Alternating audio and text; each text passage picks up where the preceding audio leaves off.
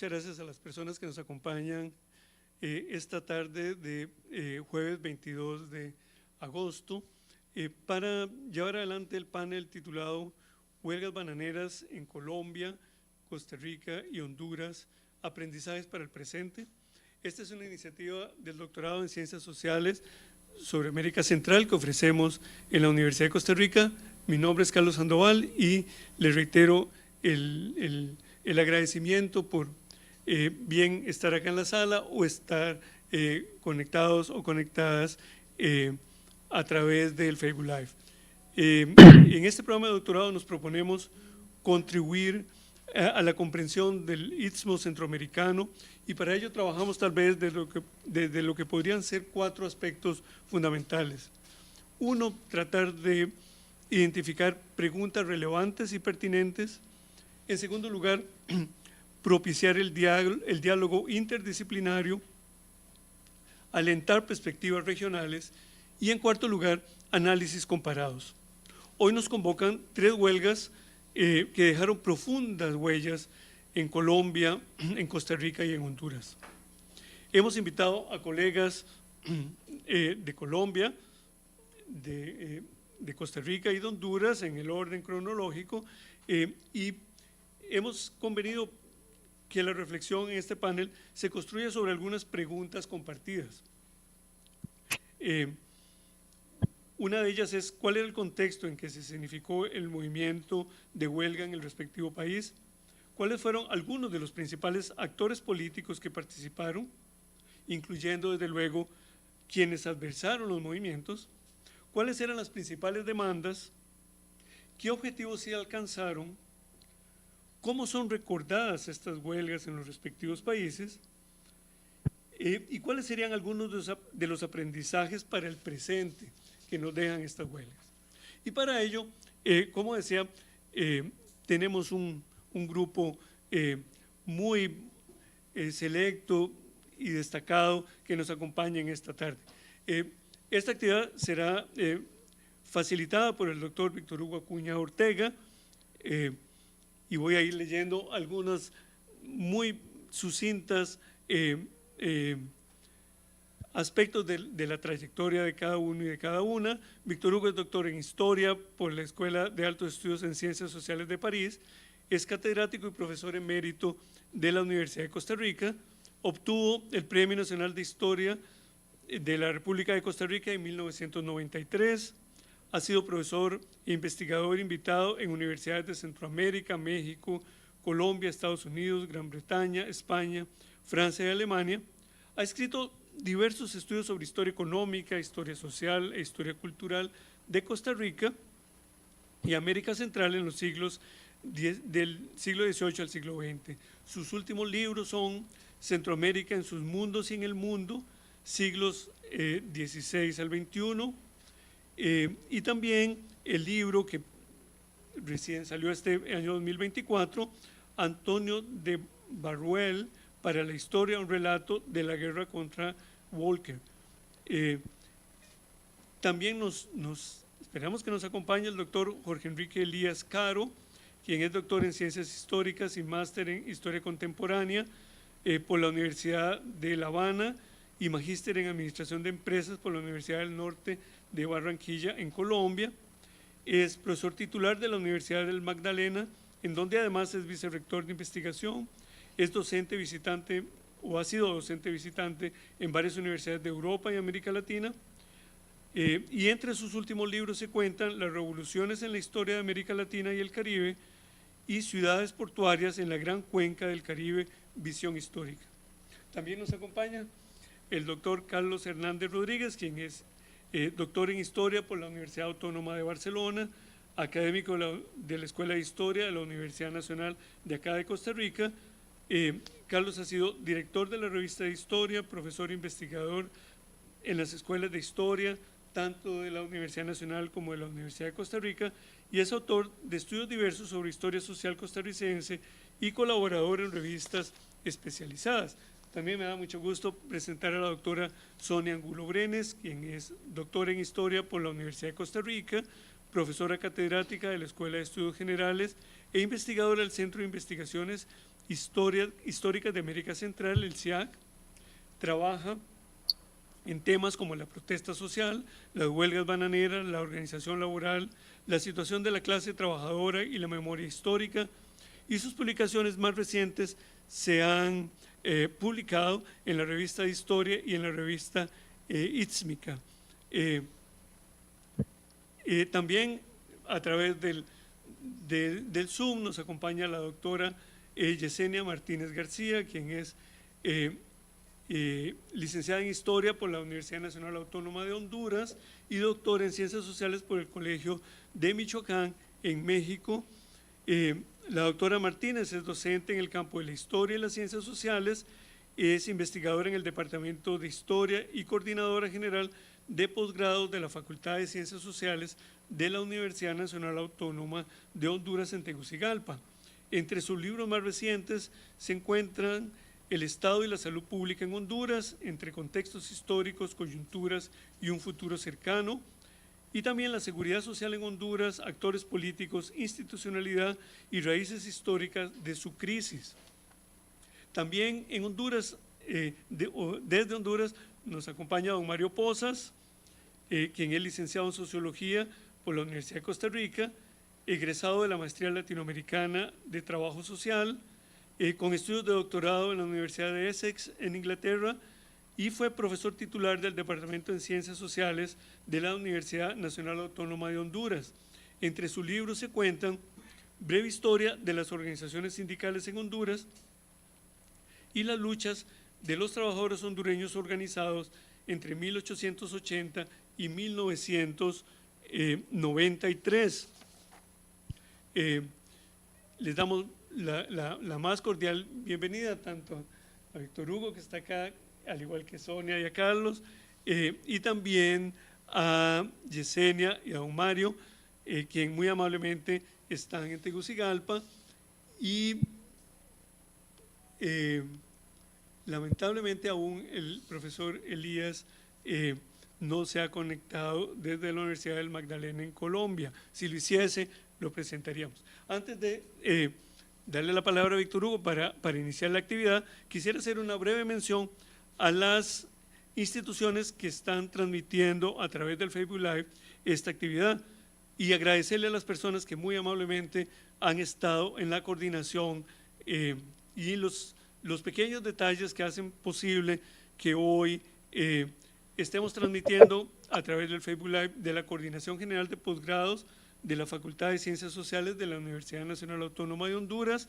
Muchas gracias a Walter Escaminia por facilitar la transmisión, a la Facultad de Ciencias Sociales de la Universidad Nacional de acá de Costa Rica, también por conectarse, a Jorge Mario Paniagua, a Guillermo Acuña y a Carolina Sánchez, que están facilitando esta transmisión. Dicho sea de paso, tanto la Facultad de Ciencias Sociales de la Universidad Nacional como esta Facultad de Ciencias Sociales de la Universidad de Costa Rica están cumpliendo este año 50 años.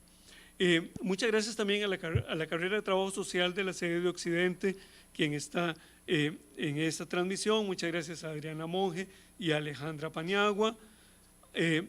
También a la Cátedra Centroamérica, a la doctora Ilka Treminio, su coordinadora, por unirse a la transmisión, al Anuario de Estudios Centroamericanos, a su director César Villegas y a Adriana Alpizar, al doctorado en Ciencias Sociales sobre América Central, y a Carla Rivera por facilitar muchos aspectos que hacen posible esta transmisión, y desde la Facultad de Ciencias Sociales, y como siempre, a Marilyn Agüero, quien coordina la producción de este evento. Sin más, decirles, porque no lo dije al inicio, que mi nombre es Carlos Sandoval, reiterarles el agradecimiento, e inmediatamente le cedo la palabra al doctor Víctor Hugo Acuña Ortega, quien facilitará este panel, este intercambio sobre un tema que coincidirán ustedes que no es el más relevante hoy en día en las agendas, pero para nada está muy lejos de no ser importante,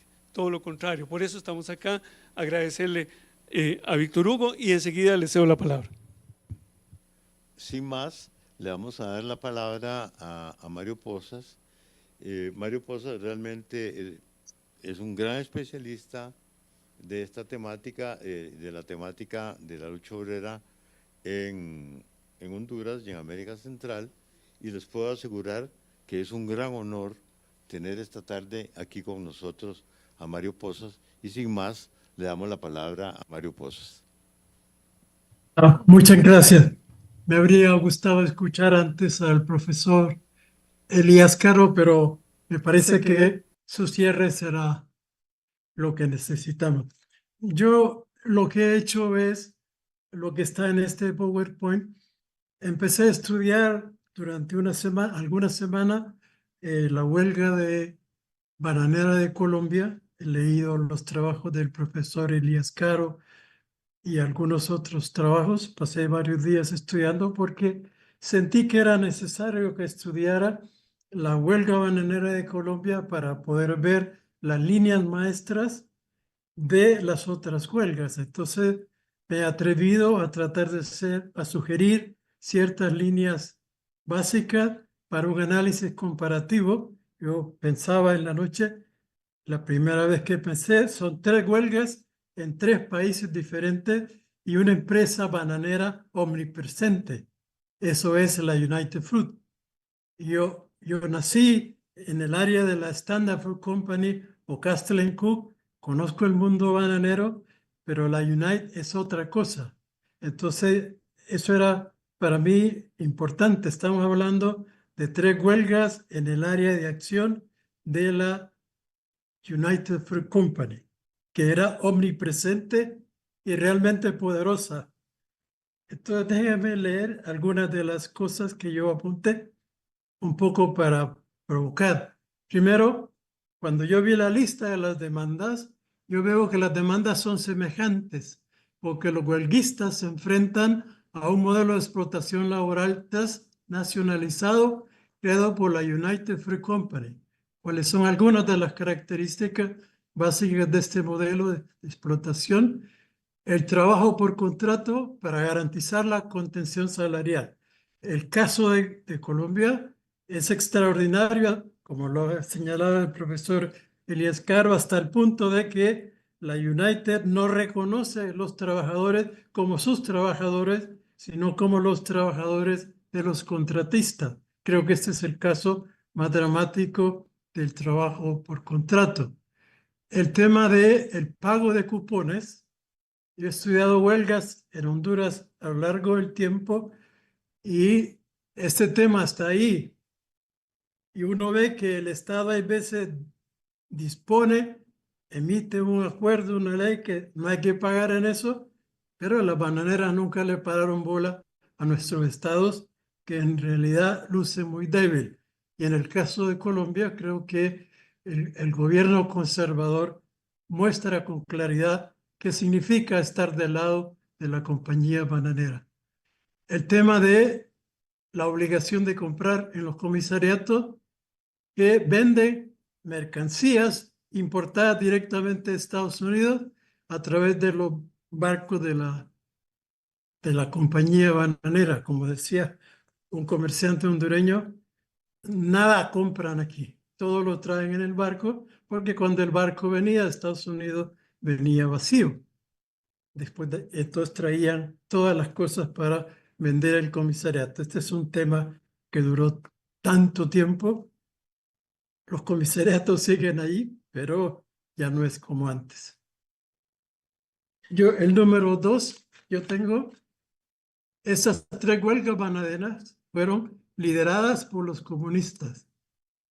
Y yo siempre pensé que haber sido comunista en esos días no solo debía que tener una fuerte motivación ideológica por la causa del proletariado, sino también ser un valiente, porque la persecución era constante y algunas veces el asesinato. Tengo entre mis cosas un informe de Juan Pablo Wainwright, enviado por los cónsules del norte, donde él relata eh, cómo se le perseguía a los organizadores en los campos bananeros de la United Fruit Company sobre todo. Yo pongo aquí que todavía no había nacido el líder sindical, burocratizado y protegido por el Estado y las organizaciones sindicales internacionales. Yo escribí hace poco un trabajo para unos amigos y hacía una lista de cuánto tiempo alguien de estos líderes burocráticos dura en el cargo. Algunos duran 20 años, 30 años, 40 años. En aquellos días uno no estaba protegido de la brutalidad policial y del cuerpo represivo de la United Fruit. Yo pongo la aclaración de que los líderes de la huelga de Colombia son del Partido Socialista Revolucionario, que nació más o menos en 1926, pero para 1930 ya se ha convertido en sección de la Internacional Comunista. O sea, de la Tercera Internacional. Ese es un debate complejo de lo que se llama la bolchevización del movimiento comunista internacional. El tercero, las huelgas son de duración variable y los huelguistas de las 3 huelgas generales son huelgas generales. Mostraron un alto nivel de organización que se volvió típico en las huelgas bananeras. Al estudiar las huelgas bananeras en Honduras, siempre estuvo claro que habría que organizarse bien porque había 2 enemigos potenciales. El gobierno, que pensaba que esa huelga era el principio de la inestabilidad política y el ataque al gobierno, y en segundo lugar, las bananeras, que no toleraban ese tipo de movimiento. La huelga de Colombia duró 23 días, se inició el 12 de noviembre y concluyó con una masacre de los huelguistas en la madrugada del 6 de diciembre de 28. La de Costa Rica y Héctor Pérez duró 36 días. Aquí cambia según cuándo terminó. Había comenzado el 4 de agosto. El gobierno de Costa Rica persiguió y encarceló a los líderes comunistas. Esta represión se inició el 10 de septiembre y concluyó el 16 del mismo mes. La huelga de Honduras duró 69 días. Se declaró la huelga el 1 de mayo de 1954, que era un sábado. Empezó el 3 de mayo de 54 y concluyó el 9 de julio del mismo año. El Estado, el gobierno, presionó a los huelguistas para permitir que la United Fruit Company tomara las mejores decisiones una vez que la huelga terminó. Como veremos más adelante, la United votó la mitad de los trabajadores que tenía antes de la huelga. Los huelguistas desarrollaron formas muy elaboradas para controlar la vida en los campos bananeros y en las ciudades donde operaba la compañía bananera. Los trabajadores sabían que no se podía pelear contra un rival tan poderoso e influyente sin desarrollar un alto nivel de organización para la acción. Número 4. Aquí hay una de las preguntas es cómo se organizaron los trabajadores. En las huelgas bananeras generales, como la que estamos considerando, los huelguistas encontraron amplio apoyo solidario en el comercio local y en los pequeños productores locales. Eventualmente superaron los niveles de apoyo local y lograron suscitar manifestaciones de apoyo a nivel nacional. Y aquí hay una pequeña diferencia. Los huelguistas colombianos convirtieron a Ciénega en su centro de operaciones. Ahí la unión sindical que lideraba la huelga, un sindicato que lidera la huelga, pero que no es reconocido por la banera, según tengo entendido. Tenía salones de reunión, una cooperativa y una imprenta. Mahet Checa operaba una máquina de impresión y publicaba un periódico que se llamaba Vanguardia Obrera y tenían hojas volantes. O sea, hay un alto nivel de organización y difusión de la causa que no aparece. Yo lo tomé de un trabajo ahí, colombiano. Varios periódicos liberales publicados en Ciénega, incluyendo el Diario de Córdoba, editado por Julio Charris, simpatizaban con la huelga. los líderes de la huelga en Ciénaga se mantenían informados de los planes de la United Fruit por medio de operadores telefónicos y telegráficos de la compañía, muchos de los cuales revelaban todo lo que escuchaban. Para expandir las noticias, la Unión Sindical de Trabajadores de Magdalena dependía de estafetas que llamaban el Correo Rojo. O sea, hay un alto nivel de organización y de control de la información que uno no encuentra en las otras huelgas. En el caso de Costa Rica y Honduras, el modelo que se utilizó era el Comité Central de Huelga y los comités locales de huelga. Víctor Hugo nos habla de un comité regional, pero en la práctica es el comité central y los comités locales que tienen contactos entre sí y como comité central. Lo interesante, lo pintoresco, lo hermoso de la creatividad popular son estas comisiones especiales que construyeron para captar víveres y formas de solidaridad con el comercio local. En el caso de Honduras, en el caso de las mujeres, Yesenia publicó una foto famosa de las mujeres que estaban en la huelga 54, que andaban con una vara que era el símbolo de autoridad. Y una de las preocupaciones básicas, la que ya estaba en Costa Rica, evitar que los trabajadores se emborracharan, proteger las propiedades de las compañías bananeras para evitar un sabotaje que sería el principio de una represión brutal por parte del Estado. El quinto yo he puesto, número 5, yo lo pongo aquí con cierta claridad para discutir. Los estados recipientes, los estados de nuestros países, se mostraron débiles ante el gran capital bananero norteamericano representado por la United Fruit Company. Nunca fueron capaces de imponer las reglas del buen comportamiento a la bananera. Siempre estuvieron solícitos para defender sus intereses y perseguir a los líderes más combativos.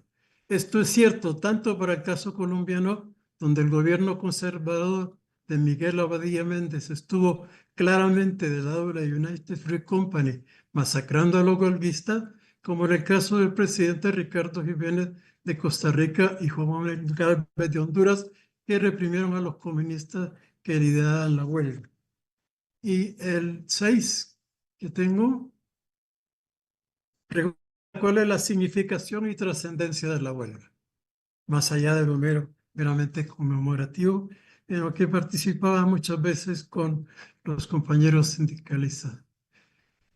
A mí me parece que la significación de la huelga, además de la valentía, el arrojo, la entrega y todo el sacrificio que significaron, tiene que ver con su estrecha ligación al establecimiento de la legislación social y laboral protectora.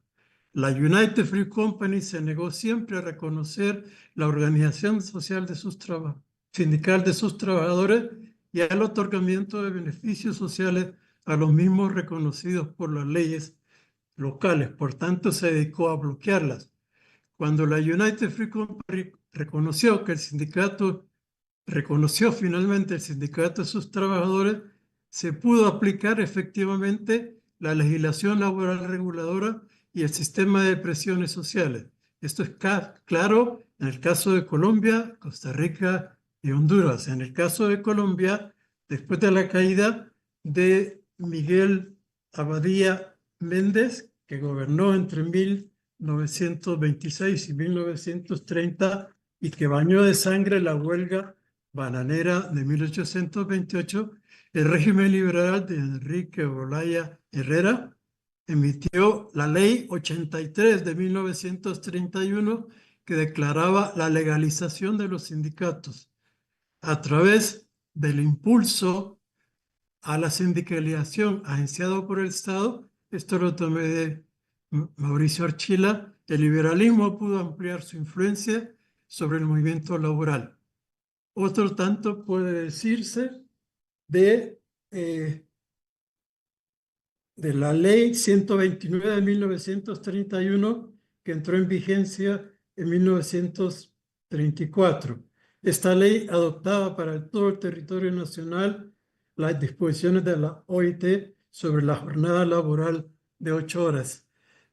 Al entrar en la bibliografía colombiana, aquí aparece la figura de Eliezer Gaitán y toda esta discusión, el papel de los liberales en el reconocimiento de la ley. Aquí hay algo que uno puede comparar, pero tener cuidado. O sea, es claro que los gobiernos conservadores fueron los mejores aliados de la United Fruit y que los liberales estuvieron en oposición, pelearon por las leyes laborales, pero no siempre pudieron imponerlas.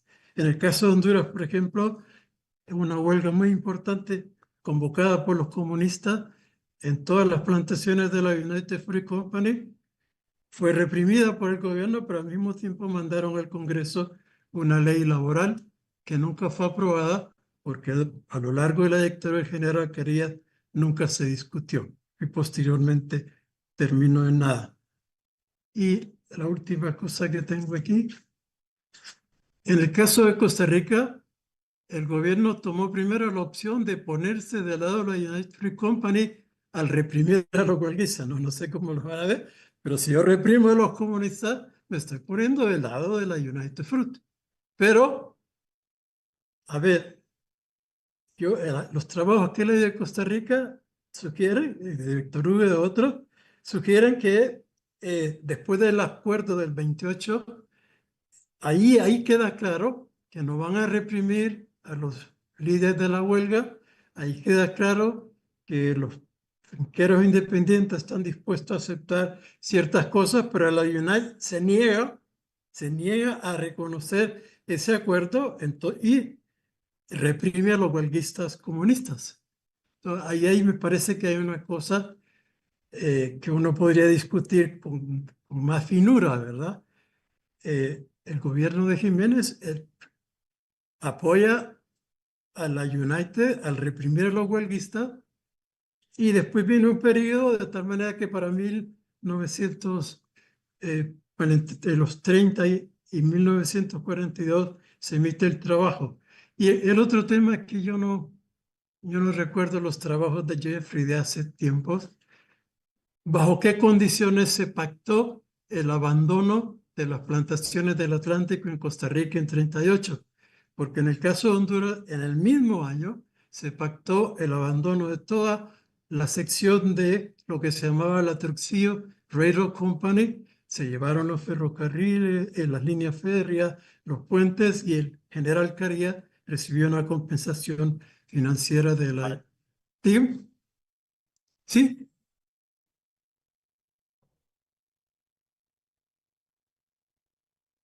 Aquí. No, yo termino, ya usted puede leer. En el caso de Honduras, el gobierno reprime a los comunistas, apoya un nuevo comité central de huelga, pero lo que es importante en ese momento es el apoyo de la ORIT, que hizo que la huelga durara todavía un mes más y que se negociara el reconocimiento de un sindicato y la posterior emisión de las leyes laborales. Gracias.